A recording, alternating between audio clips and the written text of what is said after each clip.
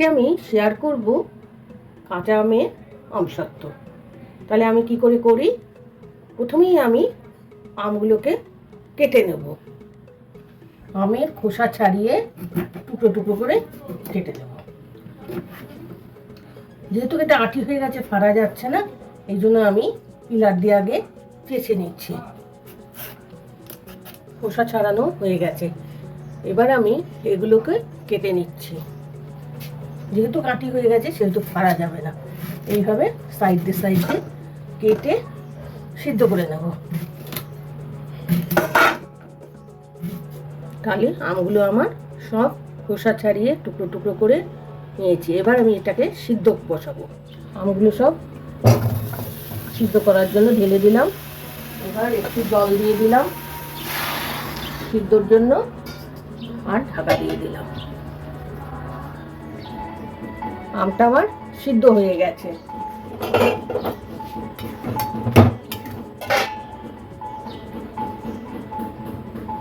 এবার ছেঁকে নেব। এবার পুরো আমটাকে ছেঁকে নেব। এটাকেও দেখেছেন, এইভাবে বসলেই এর শাঁসটা বেরিয়ে যাবে। তাহলে পুরো আমটা আমি ছেঁকে নিই। আমটা ঘষে আমের পুরো পাল্পটা বের করে নিয়েছি। এবার কিভাবে কি করছি দেখাচ্ছি আমসত্ত্ব বানানোর জন্য। আমার আমসিদ্ধের পরিমাণ অনুযায়ী আমি চিনি নিয়ে নিয়েছি। এখন এই চিনিটাকে ক্যারামেলাইজড করে নেব। আপনারা আপনাদের পরিমাণ অনুযায়ী নেবেন। এই আমসত্ত্বটা অসময়ে চাটনি করে খেলেও খুব ভালো লাগে, আর এটা এমনিও খাওয়া যায়। এবার এটা ক্যারামেল হোক, একটুখানি জল দিয়ে দিচ্ছি এর মধ্যে। মিট হয়ে গেছে আমার, এখনো ক্যারামেলাইজড হয়নি। এই যে পজিশনটা এইরকম হয়েছে, মাঝখানটা এখন হওয়া শুরু হয়েছে। এখনো আমার 10 মিনিটের মতন লাগবে, এরকম ঝুড়ো ঝুড়ো হয়ে গেছে। দেখেছেন তো, আস্তে আস্তে হবে, এই টাইম লাগে। দেখুন পুরোপুরি ক্যারামেলাইজড হয়ে গেছে। এইবার আমি এর মধ্যে এই আমের পাল্পটা দিয়ে দেবো।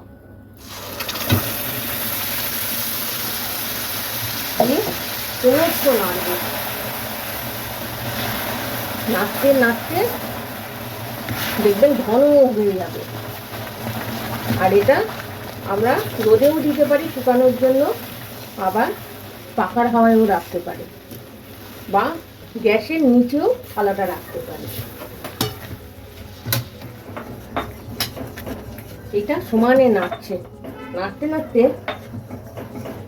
সুন্দর কালারের জন্য আমি একটু কাশ্মীরি লঙ্কা গুঁড়ো দিয়ে দিচ্ছি, হাফ চামচ, ছোট চামচের। আর একটু লবণ দিতে হবে, যেহেতু টক জিনিস লবণ আমার অল্প করে দিয়ে দিলাম। এটা আর একটু ঘন হবে। তাহলে আমার এবার শুকানোর পালা। আমার যেহেতু রোদ আছে, আমি রোদেই দেবো, আর আপনারা পাখার হাওয়াতেও শুকিয়ে নিতে পারেন। বলেছি আগেই। থালাটাই আমি ঘি ব্রাশ করে নিয়েছি। এবার এটা ঢেলে দিচ্ছি। এটা একটু পুরো করে দেবেন, আর এবার রোদে দেওয়ার পালা। তাহলে আমসত্ত্বটা আমি 3 দিন ধরে শুকিয়ে নিয়েছি, আর ছুরি দিয়ে কেটে নিয়েছি। কেটে নিয়ে আপনারা আপনাদের শেপ মতন কাটবেন, আর এয়ারটাইট বক্সে রেখে দেবেন, সারা বছর খেতে পারবেন। চাটনি হোক এমনি হোক, এইভাবে পুরো দেখুন আমসত্ত্বটা আমার কি সুন্দর হয়েছে, পুরো মোটা পুরু। আর এটা না, যতটা পারবেন কড়াইতেই শুকিয়ে নেবেন ভালো করে।